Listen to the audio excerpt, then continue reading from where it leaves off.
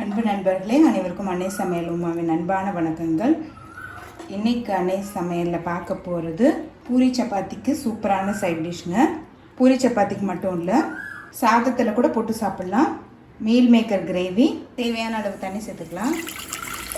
இப்போ இதில் 1 cup meal மேக்கரை சேர்த்துக்கலாம். இதை மூடி போட்டு ஒரு 5 நிமிஷம் ஸ்லோலே வச்சிடலாம். 5 நிமிஷம் கழிச்சு பாருங்கள், நல்லாவே பெருசாகிடுச்சு. இதை நார்மல் வாட்டரில் 2 முறை நல்லா கழுவிடுங்க. கழுவிட்டு நல்லா பிழிஞ்சிட்டு தனியாக எடுத்து வச்சுக்கோங்க. கடாயில் தேவையான அளவு எண்ணெய், 1 பட்டை, 1 கிராம்பு, 1 ஏலக்காய், 1 டீஸ்பூன் சோம்பு, 1/4 டீஸ்பூன் மிளகு. அடுத்தது ஒரு வெங்காயத்தை சேர்த்துக்கலாம்.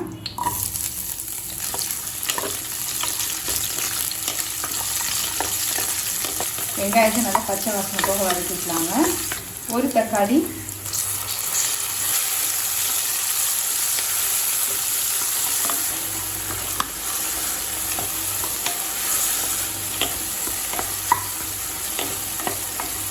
இது கூட 3 முந்திரி சேர்த்துக்கலாம்.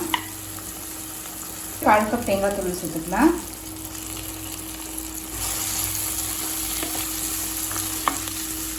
லேசாக வதக்கினீங்கன்னா போதுங்க. இது கொஞ்சம் நேரம் ஆறட்டும். ஆறின பிறகு நம்ம மிக்சியில் அரைச்சி தனியாக எடுத்து வச்சுக்கலாம். கடாயில் தேவையான அளவு எண்ணெய், 2 பட்டை, 1 கிராம்பு. பட்டை கிராம்பு போட்டு அரைச்சிருந்தா கூட தாளிக்கிறதுக்காக 2 பட்டை 1 கிராம்பு சேர்த்துருக்கோங்க. கொஞ்சம் கருவேப்பிலை, பொடியான இருக்குன்னு 2 வெங்காயம் சேர்த்துக்கலாம். 1 டீஸ்பூன் இஞ்சி பூண்டு விழுது,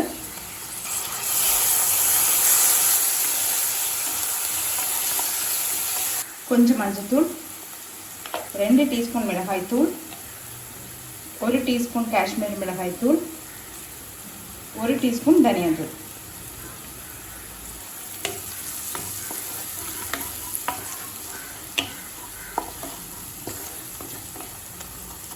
ஒரு தக்காளி.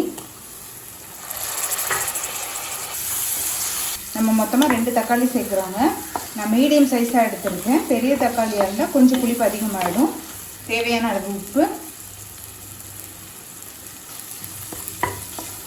தக்காளி நல்லா சாஃப்ட் ஆகிற வரைக்கும் வதக்கிக்கலாம். தக்காளி பாருங்கள் நல்லா வதங்கிடுச்சு, எண்ணெயும் பிரிஞ்சு வந்துடுச்சு. இது கூடவே நம்ம மீல் மேக்கரை சேர்த்துக்கலாம்.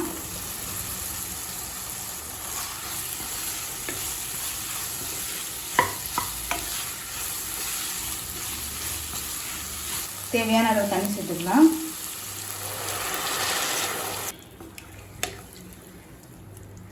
இப்போ மூடி போட்டு 2 நிமிஷம் நல்லா ஸ்லோலே வச்சிடலாங்க. அப்போ தான் மீல் மேக்கருக்குள்ளே எல்லா மசாலாவும் போகும்.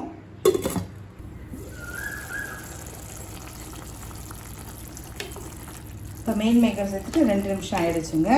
இப்போ நம்ம அரைச்சி வச்சுருக்க விழுதை இதில் சேர்த்துக்கலாம். நல்லா மிக்ஸ் பண்ணிக்கோங்க.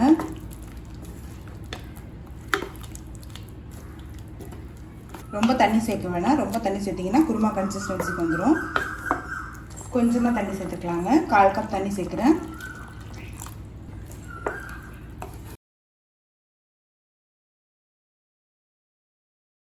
இப்போ தேங்காய் சேர்த்துட்டு ஒரு 2 நிமிஷம் ஸ்லோவில் இருக்கட்டும்.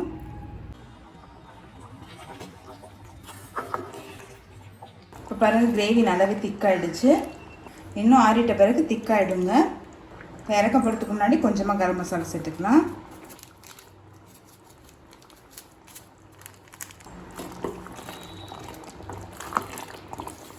லாஸ்ட்டில் சேர்த்திங்கன்னா நல்ல வாசனையாக இருக்கும். கொஞ்சம் கொத்தமல்லி. இப்போ மீல் மேக்கர் கிரேவி ரெடி ஆகிடுச்சு. நம்ம சர்வ் பண்ணிடலாம். இப்போ சுவையான மீல் மேக்கர் கிரேவி ரெடி ஆகிடுச்சு. ரெசிபியை ட்ரை பண்ணி பாருங்கள், கண்டிப்பாக உங்களுக்கே பிடிக்கும். ரெசிபி பிடிச்சிருந்ததுன்னா வீடியோவை லைக் பண்ணுங்கள், கமெண்ட் பண்ணுங்கள், ஷேர் பண்ணுங்கள்.